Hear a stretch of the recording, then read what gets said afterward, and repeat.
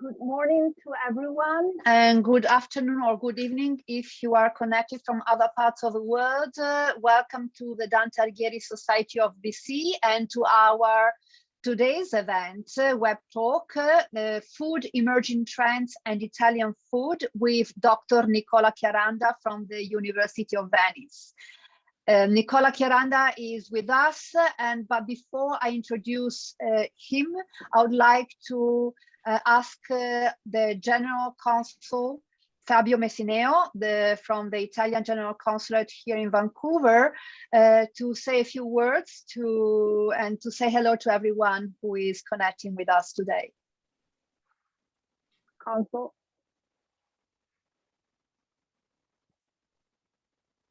Need to unmute. Have to unmute.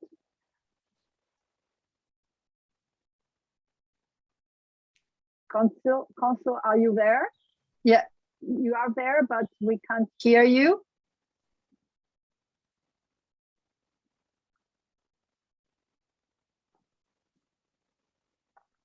Consul, are you still there? We can't hear you, Consul. Okay, perhaps we'll ask you to say a few words later on if you are still with us.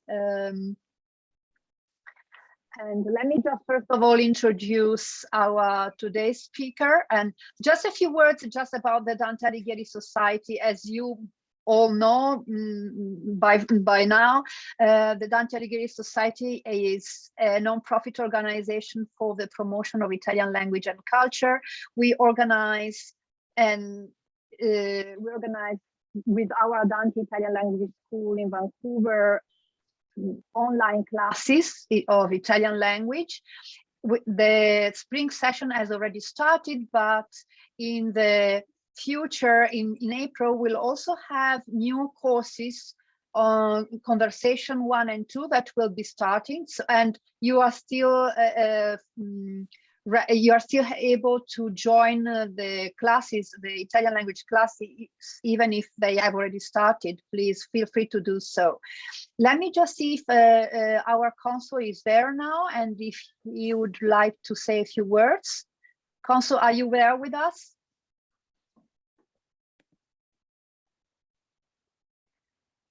If not, if you can't hear us, let me just briefly introduce Nicola Chiaranda, and perhaps the consul will say a few words after the first intermission for the first Q&A. So let me also go to Nicola Chiaranda. Nicola Chiaranda has a master's degree in economy from the University of Venice and a long career as a finance and business development executive. With his company, Cropfield Consulting, he now provides advice on strategy, business development, and finance, especially to agribusiness and food multinational companies. Nicola teaches private equity and development funding at the University of Venice and invests in innovative agribusiness and food startups. So welcome, Nicola, to our virtual podium. I stop sharing my screen here and I leave the podium to you. Thank you very much, Arianna. Thank you for having me at the Dante Society. Very pleased to speak today. Let me share my presentation first. While you are sharing your presentation, I would like to acknowledge the fact that we have with us Renato Dante, the president of our society, of the Dante Alighieri Society, and the General Consul of Italy, Fabio Messineo. If you are there, Consul, please feel free to interrupt us and to join us and say a few words to say, here you are, thank you. I'm very sorry for the inconvenience, but you have to know that we can use Zoom from our office. So I have to use I'm not, the microphone was not in the general, I have to use some particular authorization for the Microsoft on the microphone. sorry. But good morning, everybody. And I'm very glad to attend this interesting virtual talk by Dr. Nicola Chiaranda. I would like to thank about food trends, Italian food, organized by the Dante Alighieri Society of BC. Thank you, Director. Italian people have always been interested in the food subject. Maybe it's because food is strictly related to our culture, history, and geography. The Mediterranean diet, for example, is not just nourishment, it's life. It's related to social and cultural aspects, family, tradition, identity. I must point out that food is also an important economic issue in Italy. The total value of the Italian agri-industrial system, comprising agriculture, processing, retailing, and public support, and so on, amounts to approximately 260 billion euro, which is around 17% of our GDP. If we take into account just the food industry, we notice that it is one of the undisputed leading sector of our economy. It represents 20% of total national export. It allows to be among the main 10 global exporters in the sector. The food industry offers the highest standard in terms of safety and quality, combining both innovation and tradition. Our country is the most sustainable country in farming, at the first of the world for food quality certification. Actually, Italy holds almost a third of the food designation in the world, specifically Denominazione di Origine Protetta, DOP, and Indicazione Geografica, IG.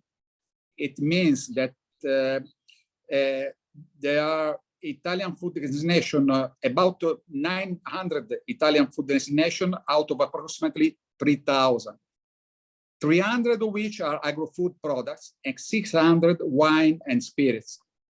We all know the most exported food products, wine and sparkling wines, the famous Prosecco, fresh and dried fruit and vegetable, pasta and dairy products. Wine is the most exported product, 25% of our agri-food export. I would like to highlight that these data are particularly true in Canada, where about 20% of all the imported wine sold is Italian wine, and half of the imported sparkling wine is Italian. I could talk for hours about the relation between Italy and food, but we are here today to listen to Dr. Nicola Chiaranda. So enjoy the talk. Thank you for your passion. I'm very sorry for the previous lost connection, and have a good weekend. Thank you very much. Bye. Thank you, Consul. Thank you, Consul. And let's have now Nicola Chiaranda take the podium. Thank you, Arianna. Thank you, Consul, for the kind word, and let's get started. So, well, you introduced me already, but I wanted to tell you about my link with Vancouver. You've seen this picture. What is the latest terminal that has been built in the port of Vancouver by G3, which is a large Canadian agribusiness platform. And I was in the board of G3 till 2019, and we've been working hard to build this terminal. Is very impressive in terms of being modern and being efficient. It is also a big investment that was made, over 1 billion Canadian dollars for what you see there. So, but I've been visiting a few times Vancouver. Always enjoyed to be there. Okay. So everybody, please put on mute. What we're going to talk about today. First, about food prices and inflation. Inflation is a big topic today, particularly we see it in food.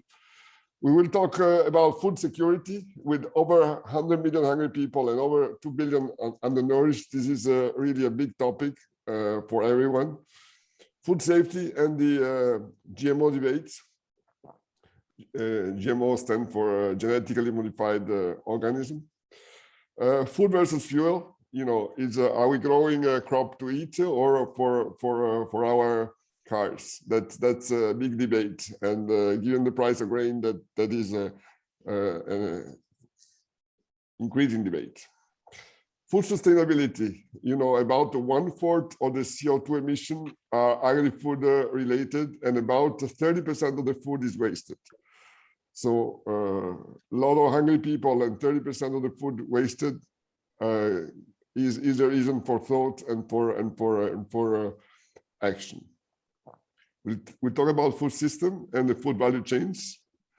We'll talk about emerging food trends. What are the emerging, what's happening in the food preference of the customer, what they do, what they eat, and so on. We'll talk about food technology, because food technology, in my view, has a big role in solving the issue we face. We'll discuss a bit how there are different approaches from the law, because everything we do in the end is regulated by law, and law has an impact on what we do, and there are clearly different approaches between Europe and US.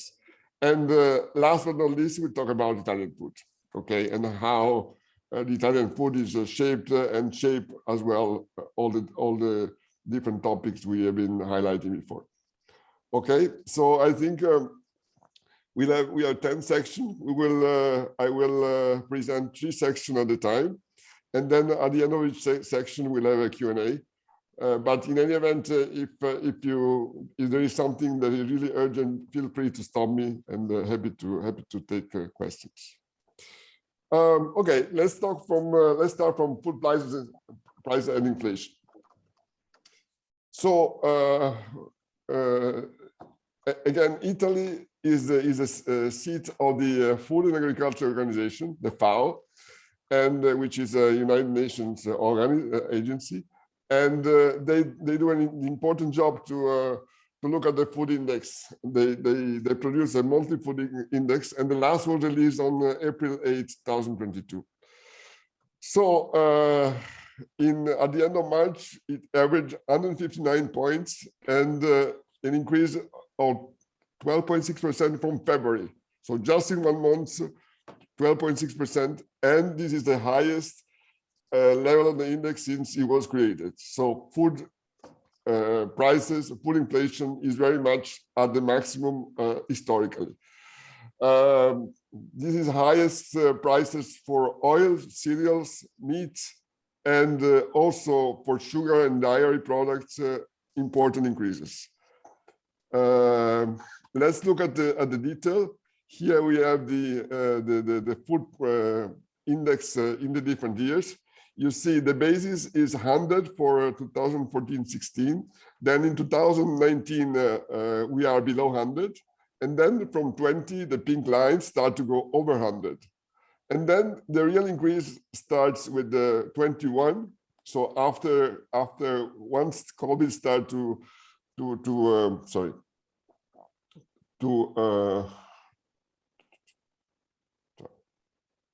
when COVID start to, 1 second here, sorry. When COVID start to recede, the orange line, the prices start to go up. And then in 2022, the red line goes to 160. So in 2020, we were already at 100, and 2022, 160. So it's like a 60% increase in less than 2 years. Is huge. Which kind of product have been affected the most? You see the vegetable oils is 250% in respect of 2014-16, so 150% increase. Then the cereals, which are the yellow line, at 170, and then the other dairy, sugar are less affected. Clearly, cereals and veg oil are what have been increasing the most in the last months. Why? So in March, the index for the cereals went up 25% from February, which is huge, is a record level, and this is due to increase in wheat and coarse grains, largely driven by the conflict and disruption from the conflict in Russia-Ukraine.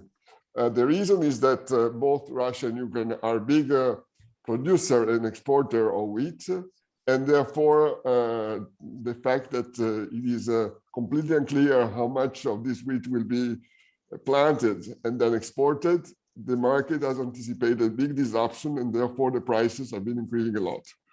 What we need to understand is that many countries produce wheat, but only a few are able to export them.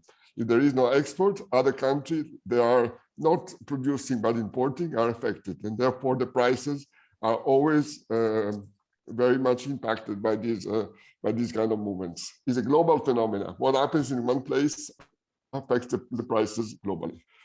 Veg oil prices as well increased a lot, 23% in March. Reason again is that Ukraine is a big producer of sunflower, and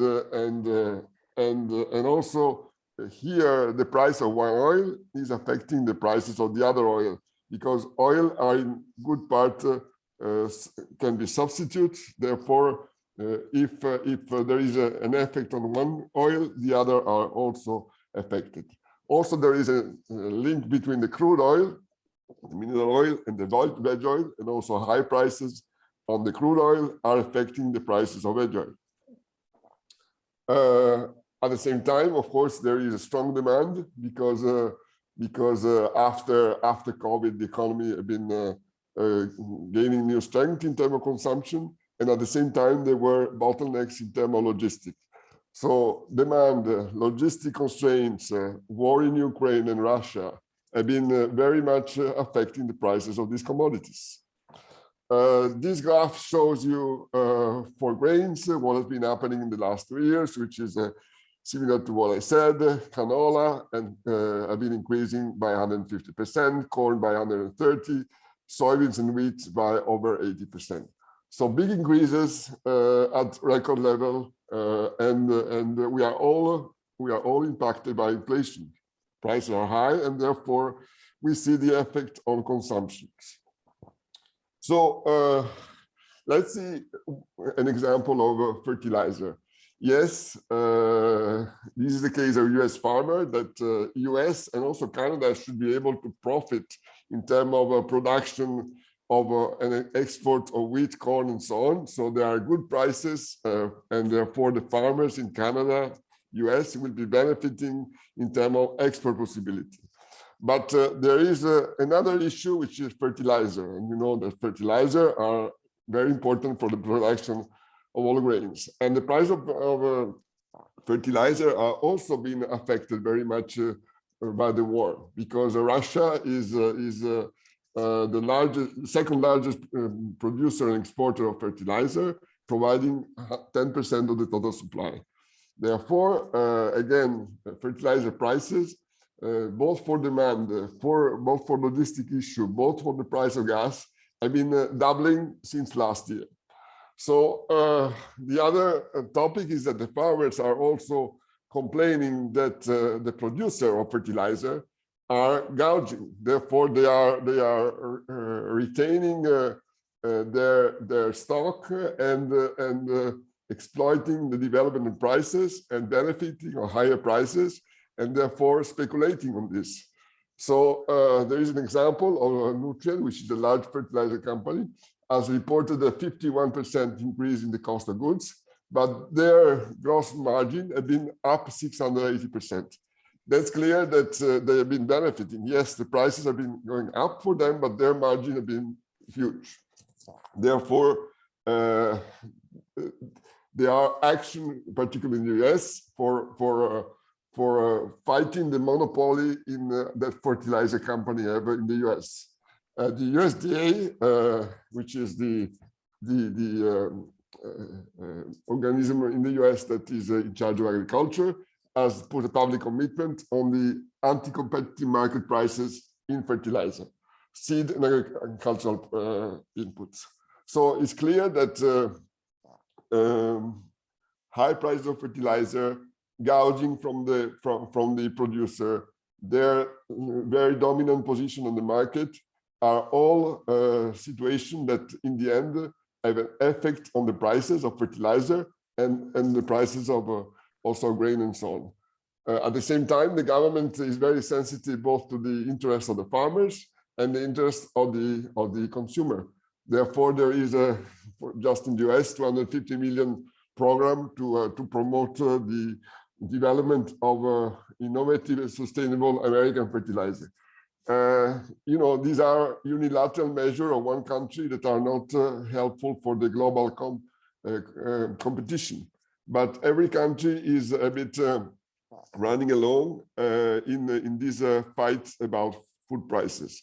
And that's an issue we'll see. We'll talk later about food nationalism, and with high prices, let's say globalization and what is good for global trade is not happening because everybody is thinking for itself, and this will create in the future additional issues. Another example of inflation, eggs. This is an example from UK farms. The UK egg farms are complaining that they have a huge increase in cost, and therefore their industry profitability is very much at risk. Their costs have been increasing over 20% after the war, and therefore, while the 6 egg price was £135 a decade ago, then recently, because of competition, it was down to £1. But with the prices up of the feed up by 50%, to 400,000 pounds a ton, clearly the industry is suffering. Industry is producing egg and selling to supermarket, and therefore the issue is what are the supermarket doing?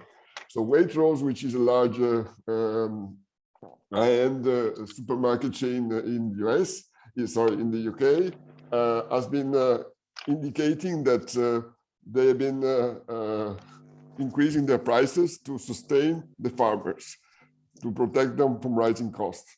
At the same time, also they are paying more the private label brands that eggs that they sell under their name. So you see the topic of the value chain. Producer have increased price that they need to apply to along the chain, so to supermarkets, and in the end it goes to the consumer. So the question is, at the end, all the prices that you see in raw material land in our wallet, and everybody's touched. But at the same time, also there are important brands that are present on the market. So like 9 months ago, Unilever, which is a giant consumer product and food player, has reported a stronger first quarter result, where their sales have been increasing 5.4% with a 1.3% increase. Their margin on the other side has been decreasing by 1%. Therefore, also for branded company, increasing prices not always means more profit, right? Because they are sometimes unable to pass the price increase to the consumers. 1 month ago, last month, Nestle announced that during 2021, their sales increased by 7.5%, of which 2.5% inflation related. And they've been registering double-digit growth rates in coffee. Of course, with COVID, a lot of people staying home, more coffee. Pet food, again, pet food, a lot of additional attention to pets with COVID. Therefore, pet food has been increasing. And vegan products, also with related to COVID, people have been improving their eating habits. So good for companies that are present in this segment. So combination of strong trends and strong brands is powerful. But in the end, who is so Nestle and Unilever have been able to record good margin. But what about the consumers? In the end, we are at the end of the chain, and therefore all the price increases along the chain are affecting our wallet. And I'm sure each of us sees that every day at the supermarket for those that are like me, do your shopping every day. So So food inflation, very important topic these days. Related to food inflation is also food security. There are important links between the two. Let's talk about food security. So, we are about 7.8 billion people in the world, and a lot of 800 million people which are hungry, and even more, 840 I think lately, and over 2 billion undernourished.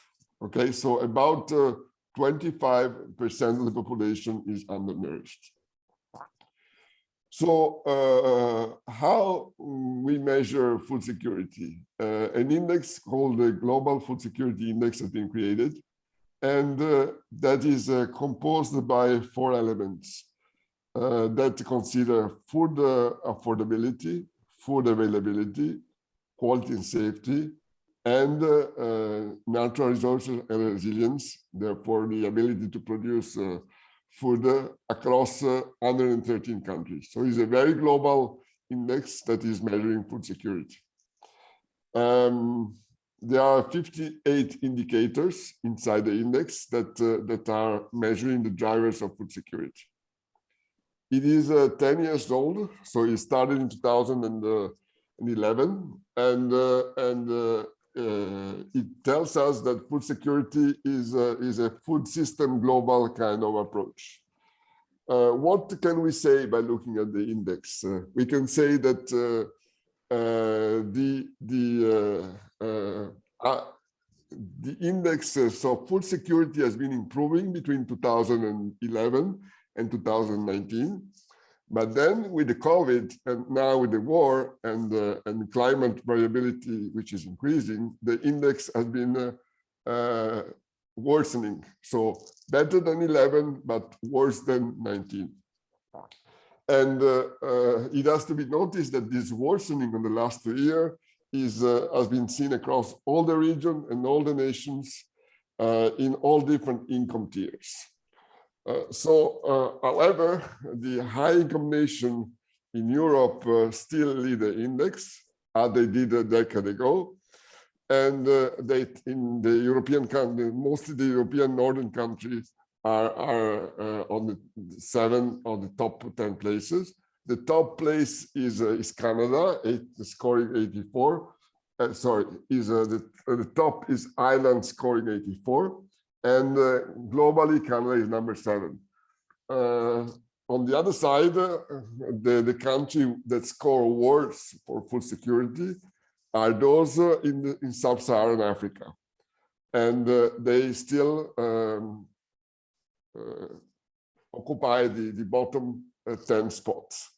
So with the bottom scorer, which is Burundi, which is 34 out of 100, so only 43% compared to Ireland. So still very big difference globally between the different nations. And what can we say? We can say that the most important driver of hunger is the quality and safety of food. Population with diets that lack quality protein micronutrients and where the access of drinking water is limited are scoring worse in food security. Affordability, which is the ability to pay for your food, is also closely linked to hunger. And the fact that the prices have been increasing and more volatile since 2019 have been affecting particularly the affordability of food. And in 70 countries out of 113, these elements of affordability have been slipping in respect of the past. So affordability has fallen the most over the decade. Natural resources and resilience, which is the ability related to climate change and so on to produce food, is the lowest scoring pillar. And on the other side, even if quality and safety is the most important element for hunger, it is the best scoring pillar of all of them. So what can we say about food security? Well, the situation is getting worse, as I said, because of the increasing prices, less affordability. And we can say that the food security is primarily a function of economic security. So it is a problem where people have little money and where they do not produce. The money availability is important because I've been living and working in a country like Saudi Arabia where very little food is grown, but there is not an issue of food security because people have money to spend to buy food. So the main driver of food security, the people that are hungry are in the country where they don't have enough money to buy food, like the sub-Saharan Africa. Clearly, governments are very concerned with the fact that people need to eat, and many governments in Africa and Middle East are subsidizing food in an important way. But there is a limit to the point they can subsidize, because with the increased price, also government struggle to subsidize and to keep the prices low. So this is creating clearly additional political and social tension, like the one they've been creating the Arab Spring at the beginning of the last 10 years. So the goal should be to be as autonomous as possible in food production, where some countries are producer and exporter of large quantity, typically Argentina, Brazil, US, Canada, Russia, Ukraine. Some countries are producing and exporting a little bit and importing, like China, Northern Europe, Southeast Asia. Other don't produce enough and only import, Middle East and part of Africa.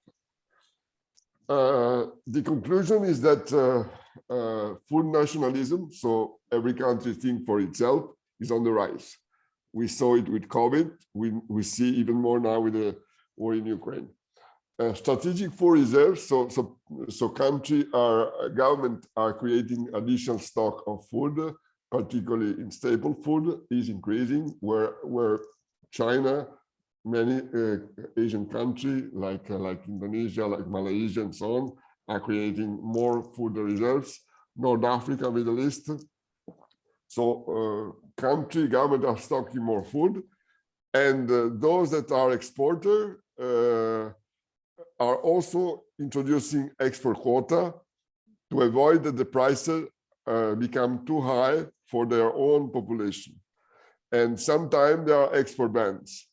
So also the producers are not exporting enough because they want to isolate their country from the global prices that would otherwise drive the local prices too high.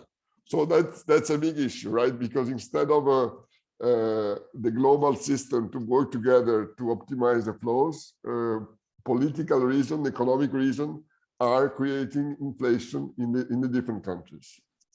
And I don't think that it will get better in the coming decades. I think that the prices are very high at the moment, are transitionary. Typically, prices in food commodity fluctuate, but so they will not remain so high for so long, but there will be in the future other spikes like this. Also, we need to consider also the climate changes and what the impact will be on food security, because also we know that climate is changing. Climate risk and extreme weather are deeply impacting crop yields of key commodities, and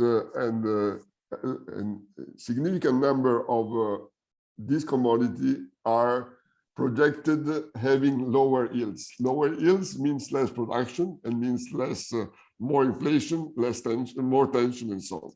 So the Stockholm Environmental Institute has made an analysis that has been anticipating that because of the climate changes, the yield on average of maize will decrease by 27%, rice 8%, soy 7%. Sugarcane and Arabica and coffee sugarcane less 59% and coffee less 45%. So big decreases in key commodity. On the other side, wheat yield is expected to increase by 14%, offsetting a little bit the decrease in maize. Of course, there will be winning country and losing country. The winning country are those where the weather is going to become milder because of the climate changes. And those are the northern countries, particularly Russia and Canada, are anticipated to benefit in the future of climate changes. On the other side, the losing countries are still the ones that are suffering today. So those where there is no water and there will be less. On the other side, also the Mediterranean countries and the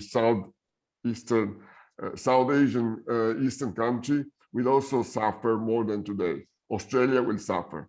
So climate change is another element that will be very much impacting on food security.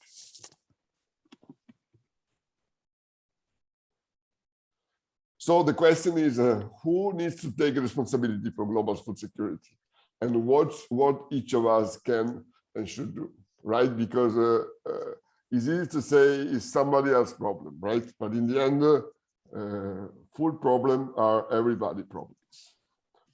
So we live in a tight connected world where globalization is stronger, but also its opposing forces are getting stronger today. Geopolitical instability, and this has been on the rise, will certainly lead to more local for local production and call for insourcing. So everybody for his own, who can produce, keep it for itself. On the other side, we know that food security, so having enough food for everybody, depends on global trade, because physiologically there are countries that are producing more than they need and they export. So the global trade is needed for ensuring that the countries that have not enough production can buy from the ones that are exporting more than they produce. And the situation is going to get worse in terms of need for international trade. On the other side, if countries are closing their border, are putting bans on the export, are stocking more than they need, that's a big topic, a big issue for food security and for the future of our people. Okay. So let's go to our third topic, which is food safety and quality.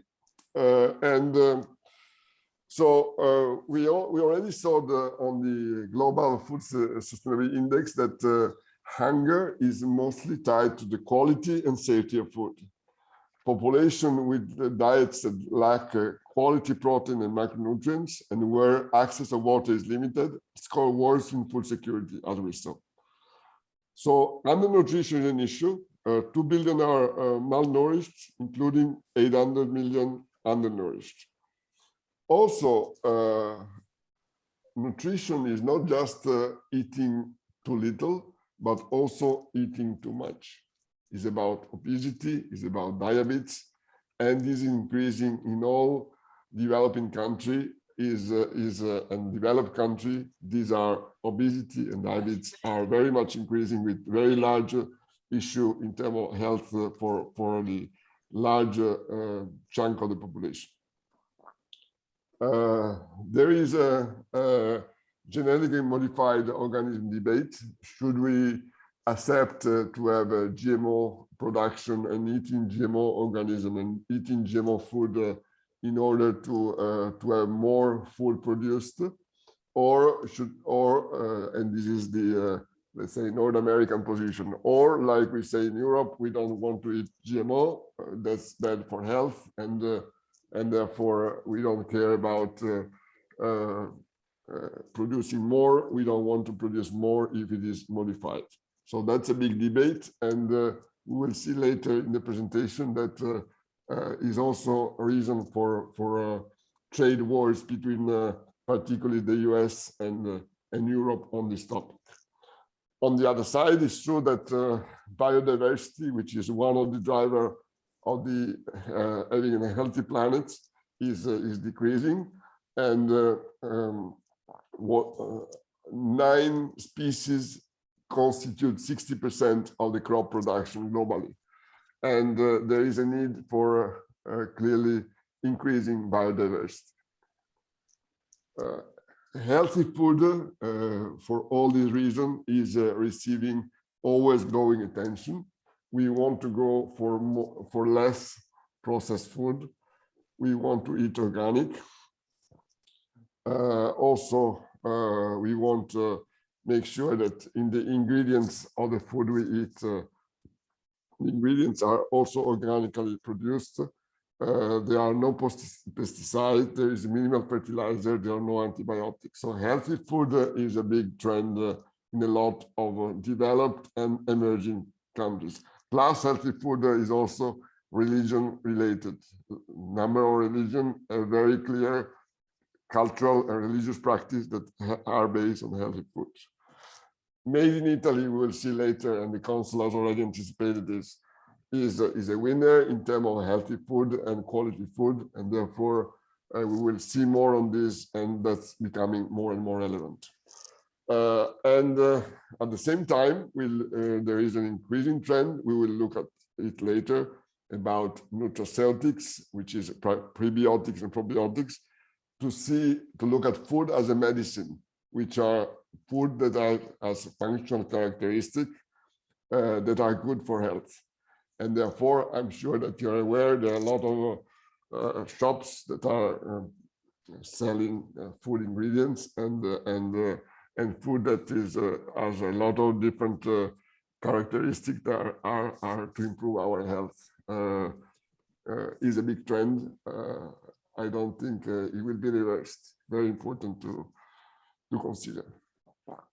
Okay, I think Arianna, if you like, we can take some questions. Absolutely, thank you for this initial introduction to the first 3 topics of your talk. We have already some questions in the chat, but please remember you can always raise your hand and ask questions directly to the speaker. The first question is from Renato Zane.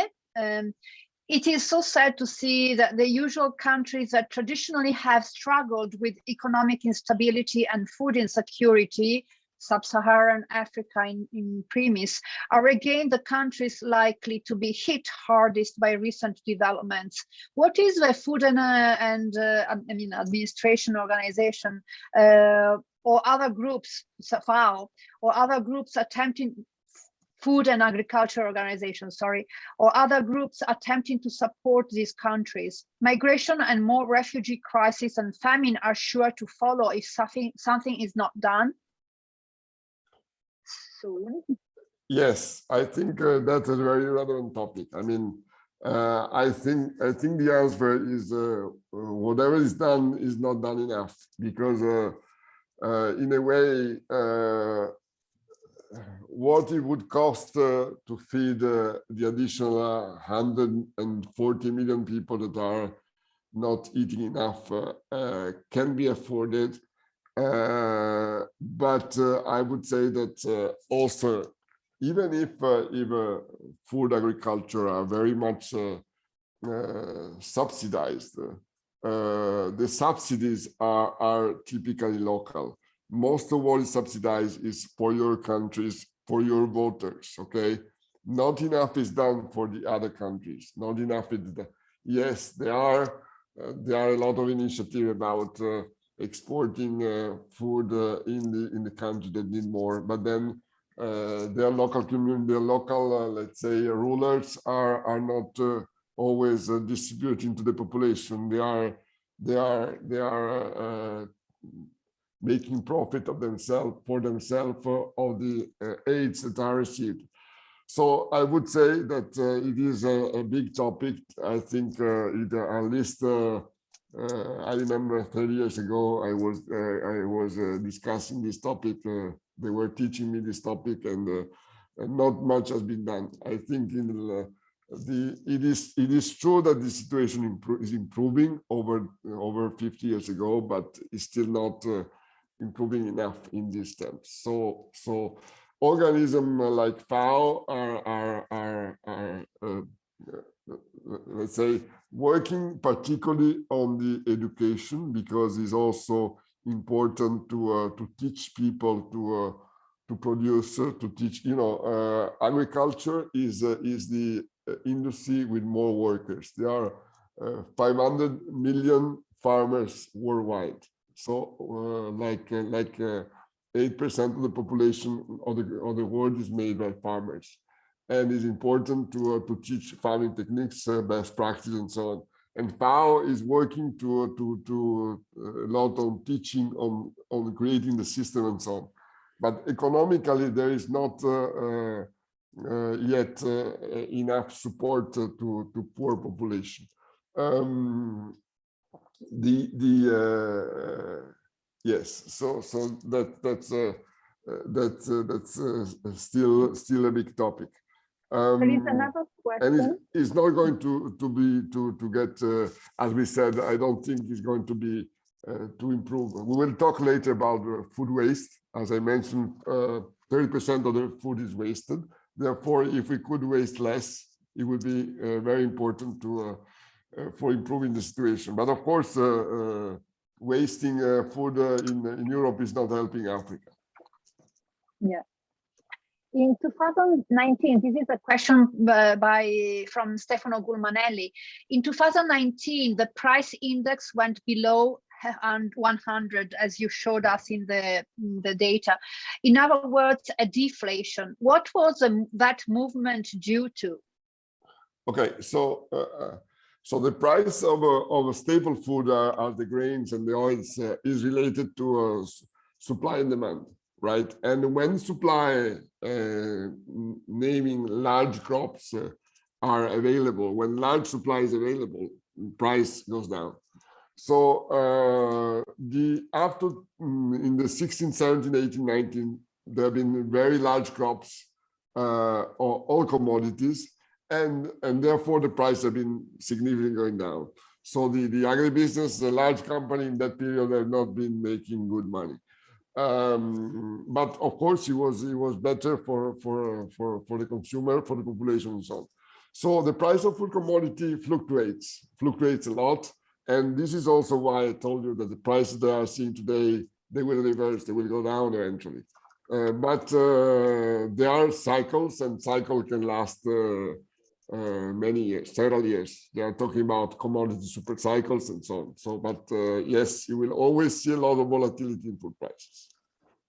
Yes, and connected to that, there is another question again from Stefano. Maybe you are going to touch upon this, but I ask anyway. The constant disappearance of subsistence farming with the increase of mechanized farming is making things better or worse in terms of availability of food?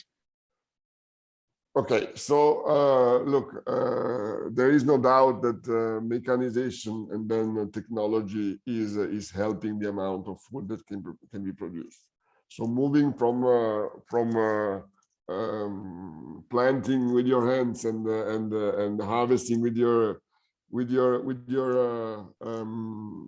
horse or donkey is less efficient than if you have a machinery and so on. So the improvement in techniques is for sure going to improve the situation over time.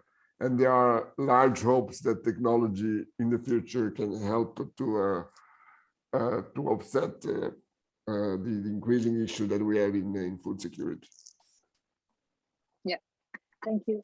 I don't know whether it's better for you now to continue with the second part of your talk, and then we can gather more questions after that. Yeah. Very good. So next topic is food versus fuel. Wait a second, let me see what's happening here.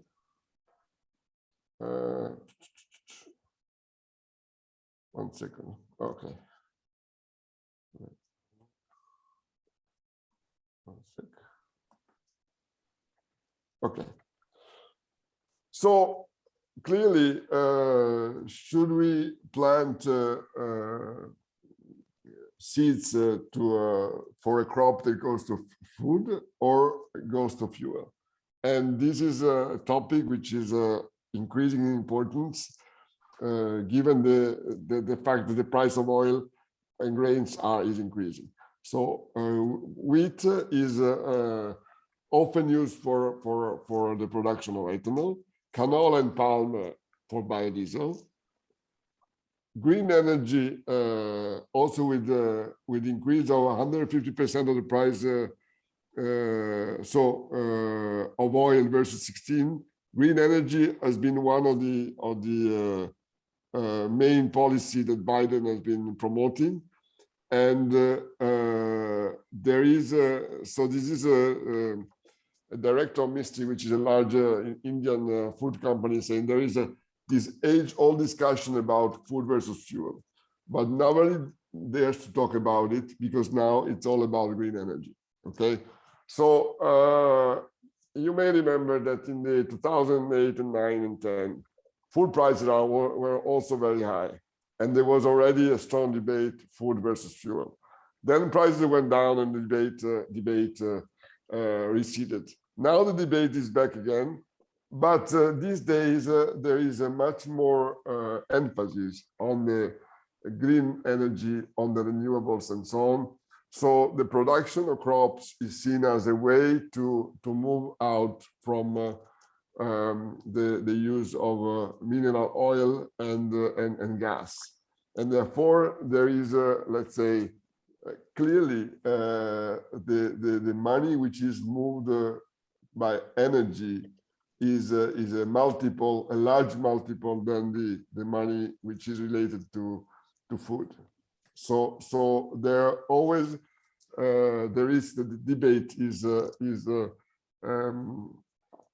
influenced by how much money is at stake on the energy side, and now also with the green debate that's getting worse. But I think the real so people have to eat before being able to consume energy.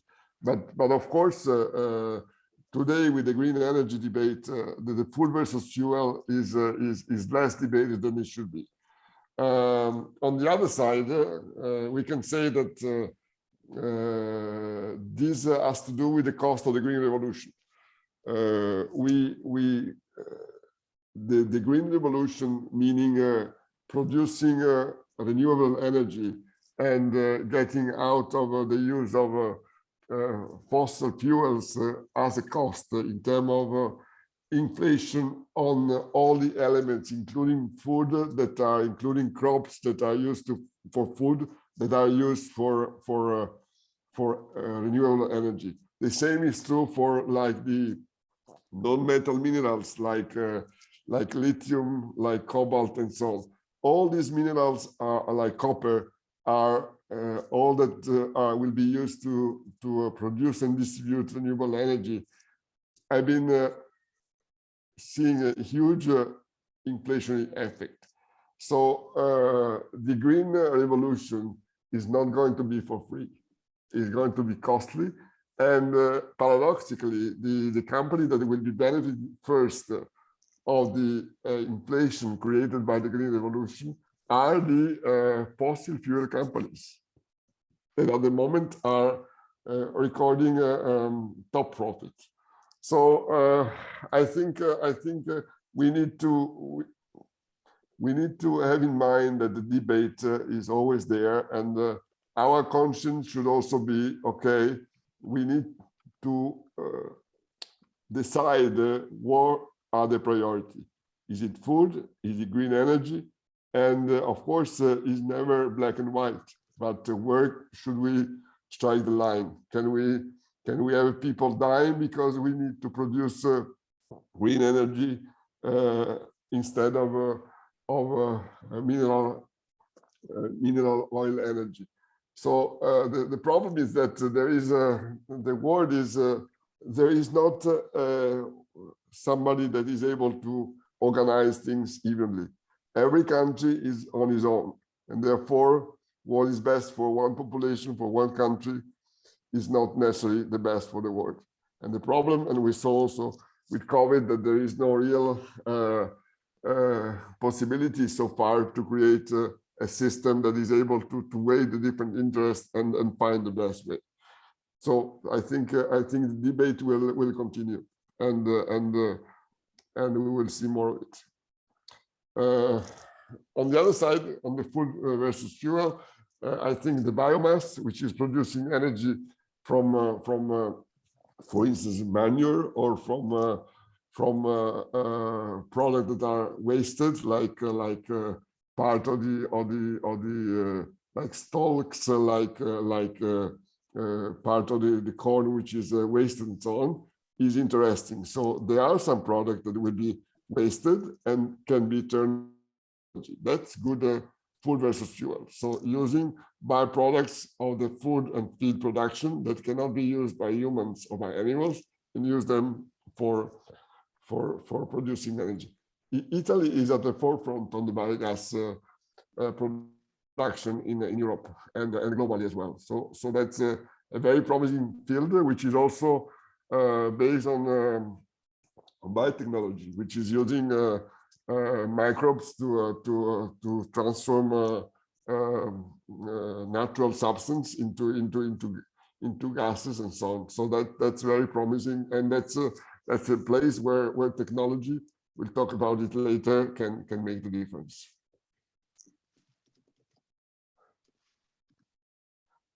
Okay, next topic is sustainability. So why is relevant? I think that in no business that the issue of sustainability is more real and more manageable than in agri-food. Why? We know that there is a strong population growth. We are less than 8 billion, and we will become between 9 and 10 in 2015. The pressure increasing and resources are scarce. The production of food will have to increase from the current 8.4 billion to 13.5 in one year in 2050. So nowhere the sustainability issue is more real, because agriculture and livestock are based on the use of environmental resources and impact them. At the level of air, about 24% of the greenhouse gas emissions come from agriculture and livestock. 70% of the water is used, of the available water, fresh water is used in agriculture. And in terms of land, the use of land for agriculture has been decreasing, in the sense that there are less available land than in 2020. So there is no more land that can be profitably expanded to grow crop on. And therefore, the cultivated area per person in the last 20 years has decreased from 0.24 to 0.21 hectare per person. So very real sustainability issue, air, water, land. On the other side, nowhere sustainability is more manageable than in food agriculture, because you can operate in different ways. You can produce with more or less fertilizer and pesticides. You can waste less food. We'll talk about this later. And you can decide what to eat in terms of making choices of what we eat has an impact on sustainability. So we can make choices. We can vote. We can vote for sustainability by making choices of choosing to eat something or something else. Let's be clear. So Professor Willett of the Harvard Chan School of Public Health was posed the question, how we will eat in the future, and he has been suggesting that the transformation towards healthy diets that are required to have a better sustainability level in 2050 will require substantial dietary changes. In what sense?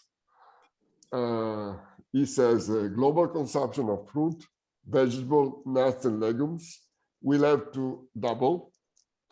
And the consumption of foods like red meat and sugar will have to be reduced more than 50%.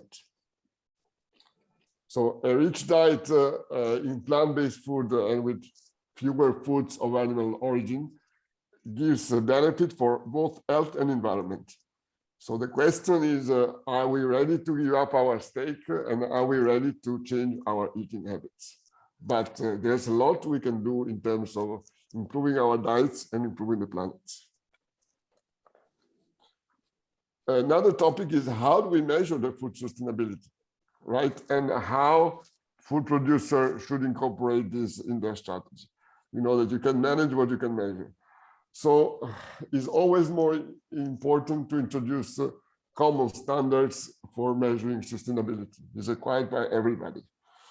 What metric will prevail going forward? There is not one system that is common. There are different institutions that are working on the topic, but there is no alignment. And without alignment, it's always difficult to compare. So we'll have to go in that direction. One standard, which is applied by everybody, so and then measured against it.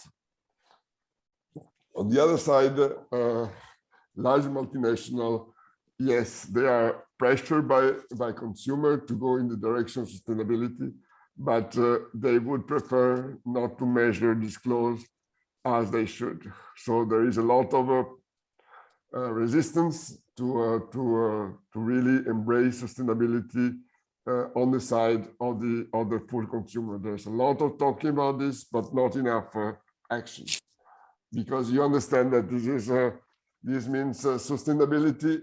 I said before, means more cost, and more costs are not necessarily translated in higher prices.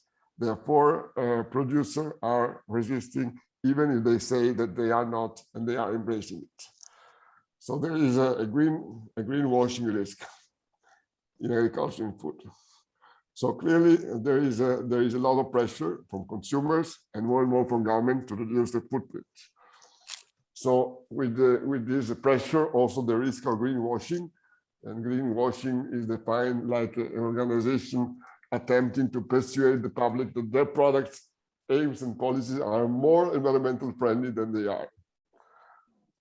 Recent investigation, there was a UK institution that did the study, have been concluding that greenwashing is happening in 40% of the cases. So like almost, is a big number. So a lot of companies are faking their green credentials in order to appease the customer, but not really doing what they should.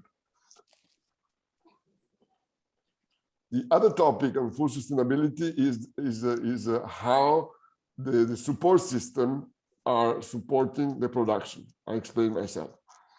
There has to be a change according to FAO, the Food Agriculture Organization, a change in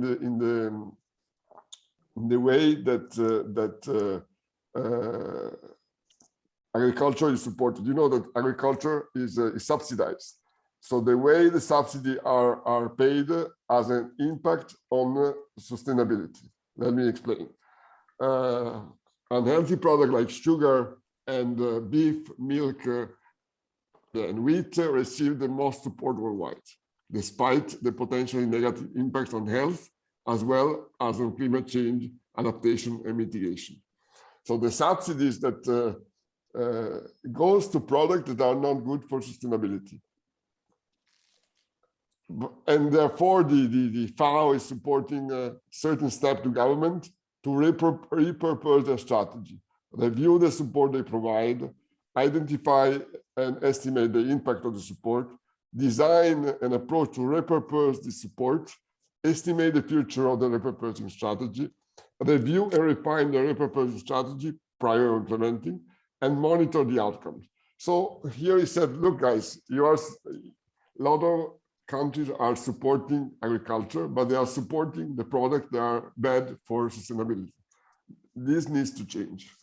But of course, there are billions at stake because subsidies are paid to farmers depending on what they produce. And until the support system is changed, of course, they will They will continue to produce what they get money for. So the government need to change their approach to sustainability.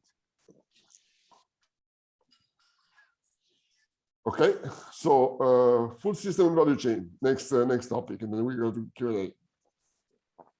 So you know, is about a system. There is production of food, there is distribution of foods, and then there is consumption, different kind of consumption.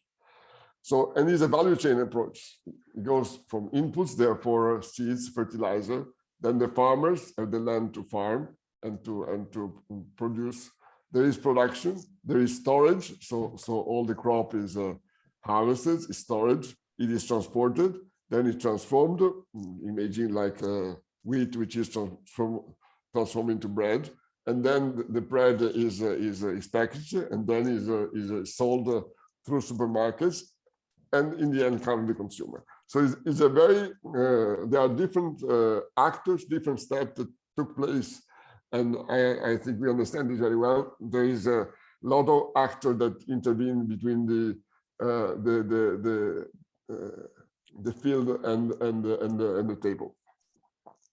So we see that the supply chains, which is all these actors working together, are more and more integrated, and this is good for traceability. So knowing where what we eat comes from, for quality and safety, because we can control better what we eat. This has an impact on labeling and origin. If we want to have Italian food, we should have somebody writing correctly and checking and monitoring and so on.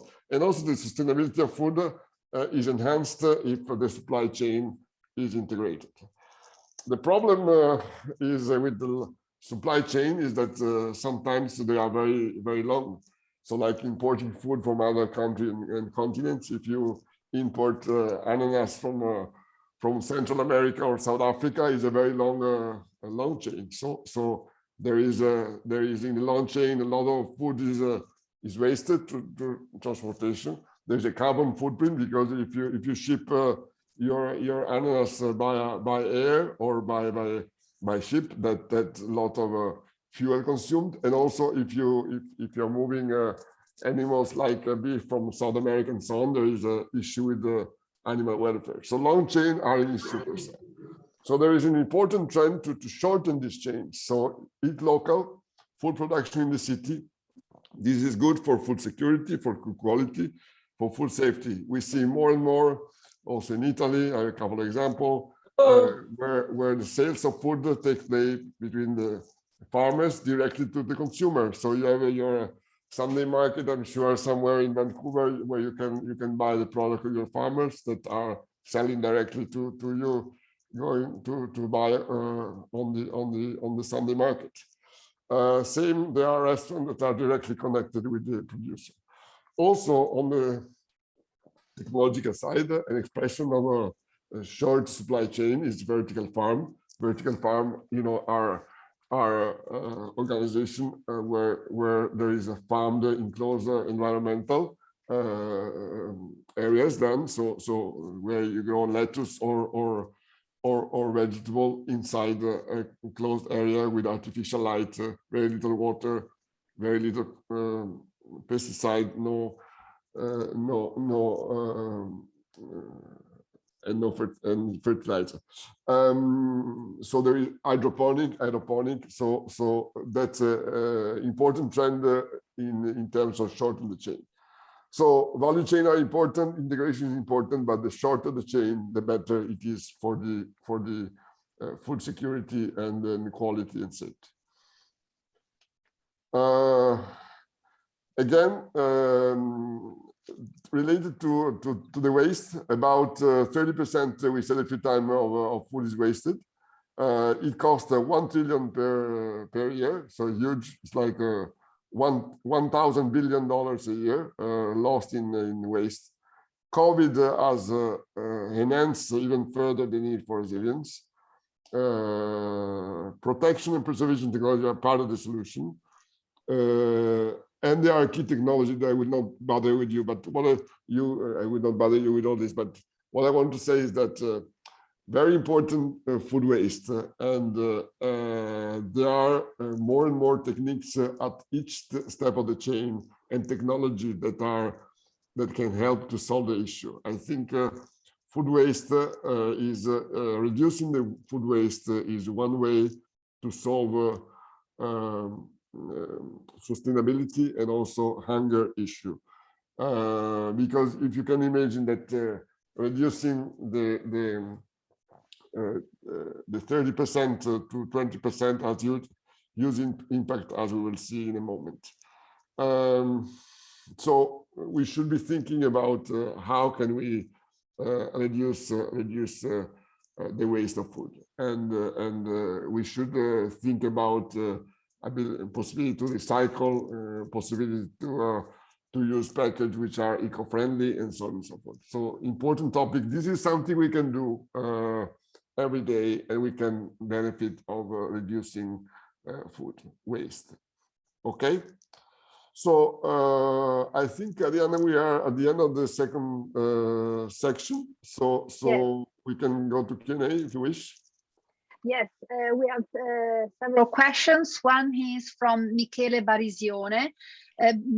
Yes, concerning food stability, food sustainability, is proximity with place of production well another important factor?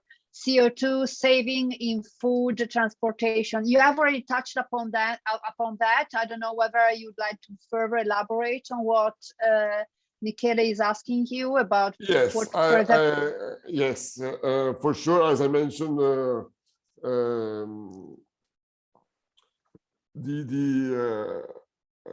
the proximity, so short supply chain are very important for sustainability, because you can you waste less, you pollute less, there is less carbon print, you can control better the quality, and therefore there is a good reason for willingness of people to buy 0 kilometer, to buy local, and so on. And we will see more and more on this. And also there are interesting investment opportunities that are available to profit also of this trend, because I think it's also important that we look at the ability of how can help these trends. And sometimes we can help by eating better. Sometimes we can help maybe by investing our savings in some good initiatives. Yes. Then there is, I don't know whether it's a question or I don't know exactly what Arcana is trying to ask you about intelligent packaging, or. Well, think about I will talk in a minute about robotics. So intelligent packing is reducing the amount of package you use.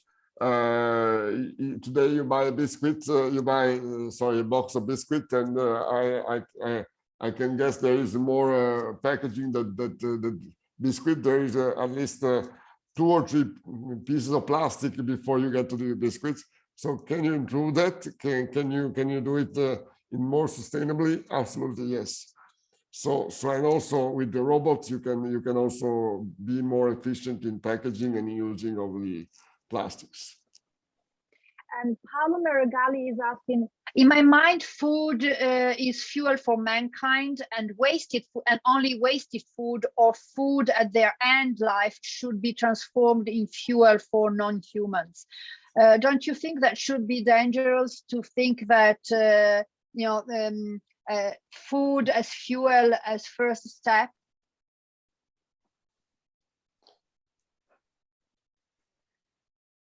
Again, it's a question about using. Yes. I think I'm completely with you. I mean, I was quoting the sentence that say these days with everything is green. Also, the debate food versus fuel has receded, and therefore I'm with you and say no. I think feeding people is more important than producing green energy. Right, so I'm with you and saying, for me, food is number 1. Fuel can only follow. Yes. And then I think, Stefan, I don't know whether you would like to ask your question directly. He had a further question concerning what you had been saying about. It's okay, Arianna. Thank you very much, Nicola. I mean, it was about the Green Revolution in India and how that had impacted on the small farmers. But I mean, there's so much in the plate, so we can skip that. Thank you. Okay. Okay, if there are no other questions from the audience, remember you can always raise your hand. Perhaps Nicola can go ahead with the first part of his talk. Yes. Okay, and Arianna, we are supposed to end at in 30 minutes, is it right? Yes. Yeah, 15-20 minutes, but it's okay. 15, yeah, 20 okay. minutes. Okay. So, what are the key food and feed global consumer trends for 2022? ADM, which is a large food agribusiness food company, has become has produced their list. So, number one, microbiome is the root of wellness. There are over 1,000 microorganisms living in our guts, and they are key to our immune system, metabolic health, and even mood. So attention to prebiotics and probiotics and postbiotics is growing. Plant-based lifestyles, taking care. So it is about eating plant proteins instead of animal proteins. We'll talk a bit about it later. Nourishment for the whole self. So it is about desire for products that support mental and physical health, well-being. So holistic kind of nourishment. Humanization of pets. The pandemic has brought people closer to their pets. There is a large increase in the number of pets in the houses, and therefore more attention to pets. And also talking about animal feeding, so no pets in this case, but animal like hens or cows or pigs there is more and more attention. People want to know how animals are fed, what they are consuming, and whether they've been raised humanely without use of antibiotics. So that's an important trend that we see. You recognize yourself in any trend. I think there is something for each of us. I think we are exposed to these trends. I want to touch on alternative proteins. The increase of animal proteins so animal protein means basically meat from cows, from pork, from chicken, as large challenges. Livestock today generate 15% of the greenhouse emission. They consume 10% of the water, and they use more than a quarter of the planet's non-ice covered surface. So provision of affordable, safe, and sustainable protein is always more crucial. So what are alternative proteins? They are derived from sources with lower environmental impact, like insects, plants, aquaculture, and cell culture. So I'm talking about cellular meat, and offer a promising alternative to traditional proteins in humans, animal, fish, and pet consumption. So think about meat and dairy done with plants. So instead of eating animal meat, instead of drinking milk, you eat oat milk, or you eat veggie burger. So I think there are companies like Oatly, like Beyond Burger, which are well known. There are public companies in the field, and this is all increasing. So changing the habit to eating meat is important. If just people would decide to replace 10-15% of the meat they eat with other proteins, there could be a huge benefit. So about 8% of the total emission could be reduced. About 12% of the water used in agriculture could be used less. There could be about 10% of the land used in agriculture released food consumption, for crop production instead of for raising cattle. Of course, it would be important that people are accepting more and more alternative proteins. And they will have to become commercially available at prices which are equal or lower than other proteins with the same benefits in terms of content, taste, and texture. It will be important that the consumer change their attitude against, in favor, moving from against in favor alternative proteins. And the regulation and incentive, like for instance, need to make sure that alternative proteins are safe and also promote them. I think there's a lot to do in terms of education. There are populations that are eating insects and they do it from ever, and we don't. In our culture, we don't. But can that change? Should that change? That's a topic for debate, right? Are we ready to change? But I think alternative proteins are here to stay, and they will grow. Are we ready for more? I don't know. I think we will, maybe not ourselves, but our nieces and nephews will have to eat more alternative proteins over time. Other trends is where is food consumed and delivered? Out of home.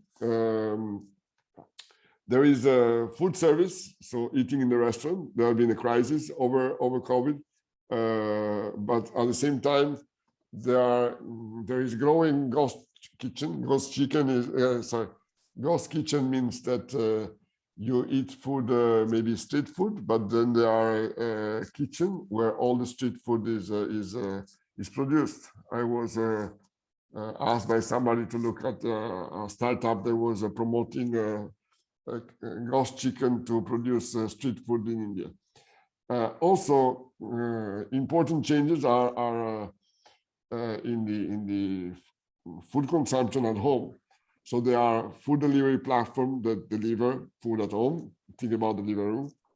An example is Domino Pizza has partnered with Nuro, a robotic company, to try out self-service pizza delivery. So in a house in Texas neighborhood, some consumer may offer food delivery by a small self-driving car. So they order online, the car arrives, is a self-driving car, so no driver. And when the car arrives at your door, you enter a code on the touchscreen, the car opens, and you get your food delivered.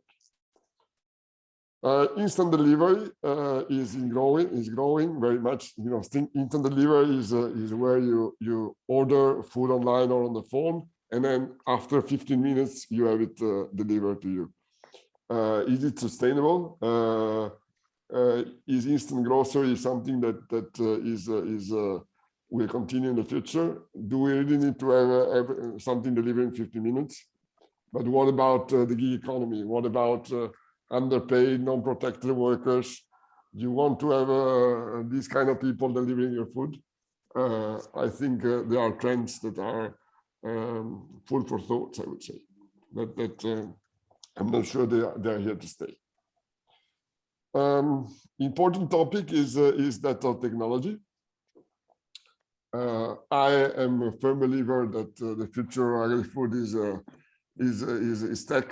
So technology is transforming the AgriFood value chain to deliver sustainable food to the next generation. Over 52 billion have been invested in 2021 only, and one that has the interest should look at the ability to invest in AgriFood tech. There are different technologies that are interested, connectivity, so having Wi-Fi in the middle of the fields. Data tech is important, big data mining, and so on.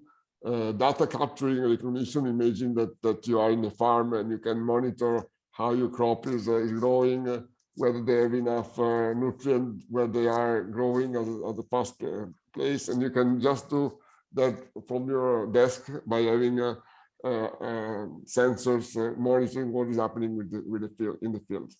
Robotics, we'll talk in a minute about robotics, and biotech are also important technology in this field. where there are a lot of new businesses that are growing in the food area. Like you want to have the best yield possible, so precision agriculture is on the increase, indoor farming, water management. Then you have biotechnology, gene editing technology, soil enrichment and health. You have bioenergy, renewable, alternative protein. We discussed about alternative ingredients, cellular agriculture, which is raising your steak in the lab, right? Having a meat which is cultivated in the lab. You have all the nutrigenic prebiotic, probiotics. You have more and more smart farming, so the ability to manage your farm from your desk and so on. So this is just to say that a lot is happening in the tech space. Just an example, or robots. There are about 90,000 robots that are used in food and beverage, 30% in Europe. However, only 10% of food producers utilize robots, and therefore the expansion is important, 6% a year. If you want to invest in something, consider this growth. Initially, they were performing simple tasks like palletizing material and finished product, and then with the help of sensor, machine learning, and artificial intelligence, they are becoming more sophisticated, more complex, and they are allowing cost reduction because they are able to allow to reduce the number of people that are working in the sector. Therefore, they are very interesting, particularly where the labor is expensive. So robots are expanding in the value chain, from milking cows with the robots to picking fruits and vegetables, collecting groceries, home delivery. We saw the example of the food service, taking order and cooking. You know, there are also robots that do pizza, that do cocktails and so on. So of course they are still expensive, so it's not, they are not used very much, but robots are here to stay, and therefore we need to consider what is our approach to robots in food. Do we like it? We don't like them? Do we prefer to have a gig economy involved into that? What to say about robots? But I think they are here to stay, and that's important that we recognize that. Okay. Legislation, I want to go fast on this part, but there are different approaches to food in Europe and North America. I would like to mention the Farm to Fork European initiative, and then what is done in Italy for the Italian recovery plan. So the Parliament in Europe, the European Parliament, has approved a law that for in 2021 that put as a goal to reduce pesticide by 50%, the chemical pesticide and the most dangerous pesticide by 50% by 2030. That's very important target. And also in terms of, you know, if you have too much nutrients, nitrogen, phosphorus that you use for your plant going into the land, that's good. Sorry, that is bad for pollution. Therefore, you want to reduce the amount of nutrients going in the land wasted. Therefore, there is an objective to reduce by at least 50% the use of nutrients and reduce fertilizer by 20%. Important goals. Also, you know that antimicrobials are, so antibiotics are bad for human health, and therefore they want to reduce the use of antimicrobials by 50% for farm animals and aquaculture in 2030. And lastly, organic farming, will come to it later. They want to promote the development of the EU organic farming to reach 25% of the land cultivated in 2030. On the other side, we have the US reaction. And I see from the trading point of view, agribusiness war, agri-food kind of wars, in terms US and Europe are taking very different path on what they see the future of production and the impact on productivity and sustainability. US is very much against the European farm and fork strategy, the one that I just mentioned. Why? They think is a recipe for disaster. They will reduce crops, push up food prices, and threaten food security. The US Department has released economic model saying that the initiative promoted and approved by the EU Parliament would drop production by 11% and increase the prices by 89% if everybody would use the model, European model. What is the US saying? Is the US is saying that instead of reducing the use of fertilizer and so on, people should invest in technology. They should do gene editing. They're using artificial intelligence and precision farming, and without all the new legislation that the Brussels is planning. The overarching fear from the US side is that Europe could use this standard is imposing to throw more commercial barrier to trade, restricting produce that are produced according to American standards. Therefore, you see that impact of different legislation, different approach will generate a number of tension in the future. So the risk is that not only that large amount of trade are risky, but also the effort to reverse global warming through cooperation on food system is put at risk, because if people then don't trade, that is become more difficult for the world as a whole to be more sustainable. Okay, just a word, and then we move to Italy. Italy has been including in a number of measures to promote sustainable agri-food according to the recovery plan that was introduced because of COVID. There are 2.8 billion of that are going to be invested by the government in this area, 800 million for the development logistic, for the agri-food value chain, fishing agriculture, 1.5 million for the agri-solar park. So it's about modernizing the use of roofs of buildings and for productive use in the agricultural sector and production of renewable energy. And 500 million for innovation and mechanization on the agricultural of the food and food sector. Other minor amount are for green islands, green community, and for developing culture and awareness on the environmental issues and challenges. Okay, I think we are, I don't know if there are questions in this section, otherwise we move to the last one about Italian food. Yes, let's go ahead, because I understand you were thinking 1:45 p.m. It was a mistake of mine. It would be, usually we have 1:15 p.m. So we are already going over time, but I think everyone is very interested also in this last part of your talk. Okay, let me go then. So let's talk about agriculture and food in Italy, opportunity and challenges.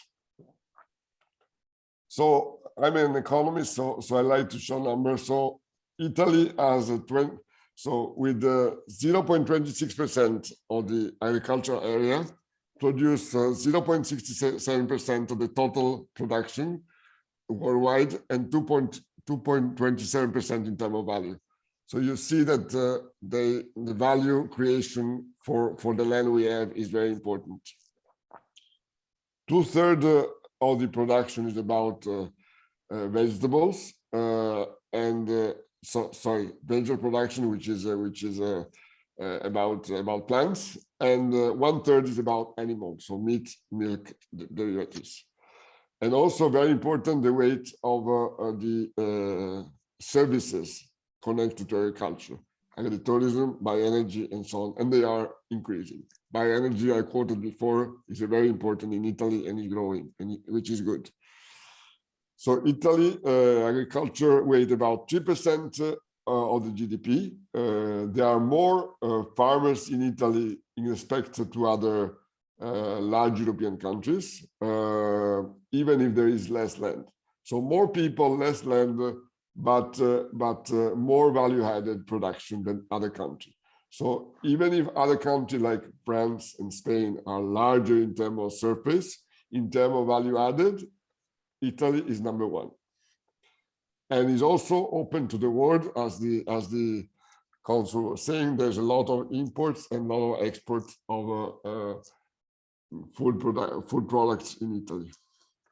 So here you can practice your Italian. So this is the top product which are imported in Italy. So tobacco, cheese, wheat, pork, olive oil, coffee, corn, palm oil, beef, and so on. You see that everything which is imported is kind of staple, is not processed, right? Is mostly staple products. Here, this is showing that the export in the agribusiness sector and food in Italy has been reaching the record of, this is euro instead of dollars, of 44.6 billion per year. And you see that is increasing every year. This is 2019, but it has been increasing also in 20 and 21. What do we export? Number one, wine. Number two, processed food. Number three, cheese and milk. Number four, pasta. Number five, chocolate.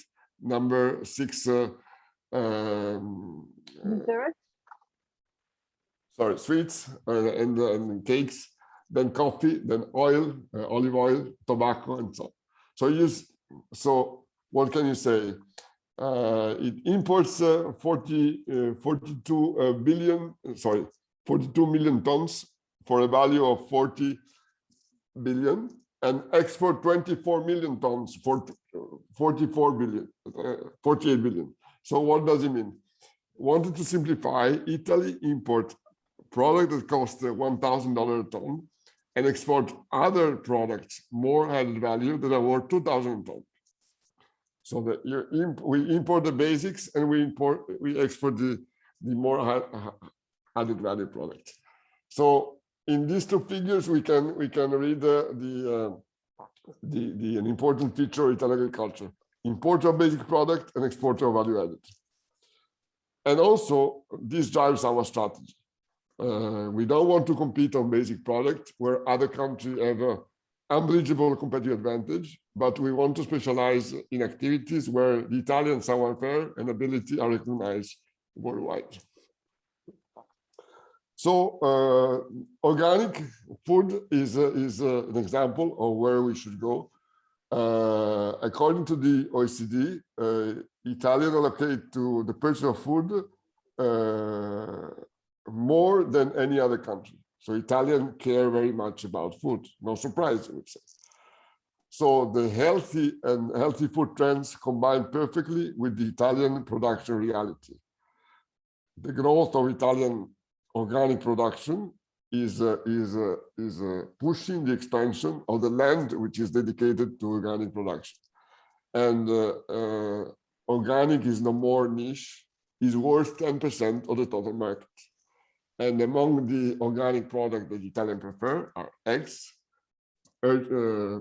extra virgin olive oil, breakfast cereals, yogurt, and fresh milk. With the growth of organic food, the commercial success is increasing, or the made in Italy is increasing. Products that bear the indication of 100% Italian are growing 9% a year, which is a lot. Like the DOC, the DOP, and the IGP, like the consul was saying. And despite the COVID, the increase of Italian made in Italy export food has increased. So the recent trends are favorable to Italy, even if the land we have available is limited. What are the issues that Italian food and agriculture has?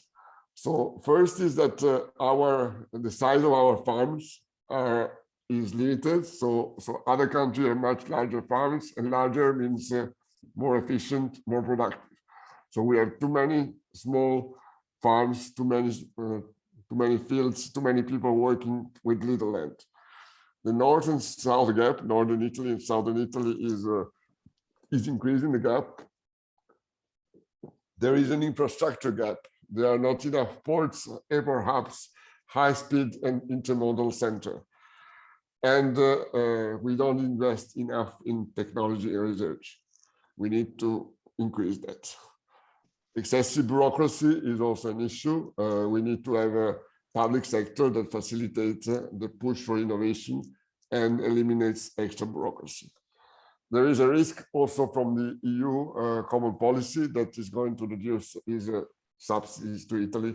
Therefore, it will make Italy less competitive in a way. So I don't know what you think about Italian food. Does it tie with what I said? Basically, high value added food and organic is the way to go. My last provocation is, can climate change affect Italian astronomy? If avocado and mango start to grow in Sicily, will Italian put those on pizza? And if durum wheat yield decline, will pasta go out of fashion? And how about polenta, given heat is reducing corn yield? Will that change Italian cuisine, or technology will offset the yield reduction? Or the product will be imported? We'll import those products, but if the products are not grown in Italy and the products are imported, will be our gastronomy the same? So there are a lot of questions, a lot of challenges for farmers, producers, and so on. In the end, the consumer will decide, influenced by marketing and by economics. My sense that Italian food will never die, because it's intrinsically part of the Italian experience, of the Italian savoir-faire, I would say. Thank you so much. Thank you, Nicola. And I think it's high time we all go to have our lunch if you haven't already had it.